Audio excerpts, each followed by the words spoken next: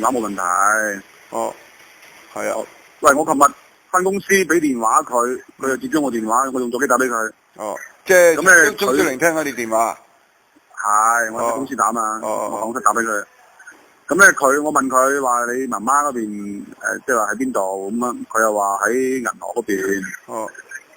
即係同你老豆都放埋一齊，咁佢就話擔心你即係情緒失控，驚即係你都拉到你老豆啊嘛，佢知道啊嘛，咁啊怕你咩啫？咁所以話如果你控制到情緒都可以一齊去睇咯，帶你媽媽咯咁。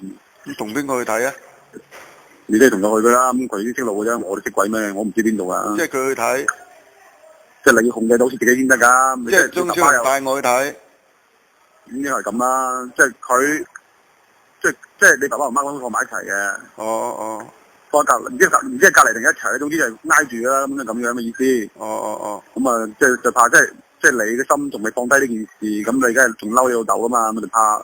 咁我咪到時去到我當眼睇唔到我睇老母嘅啫，咁點唔能夠為咗佢？我就話你冇理由，我就話你冇理由，即係識咗話。即係唔拉起佢啫，都冇理由話。咁我始終睇在老母個面，我即係一定要睇老母噶嘛，係嘛？佢嗰啲佢個心嗰度，佢唔當我仔啫，咁我一樣唔當佢老豆，但係個老母我幾時都當噶嘛，我都要睇老母嘅。我同佢講我話，即係無論點，老豆老母都唔係你一個人嘅，係嘛？咁你睇唔睇老豆係你嘅事啊，但係你媽又應該睇下嘛。係啊，過咗咁多年啦。即係呢樣嘢，我就同佢。到時翻公司就同佢傾一傾，睇下打電話俾佢咧點樣啦。佢同你安排時間係點樣，即係日走就嘅時間，睇得唔得咯？即係話你仲帶埋你個仔。係啊，我老婆都去喎。係啊。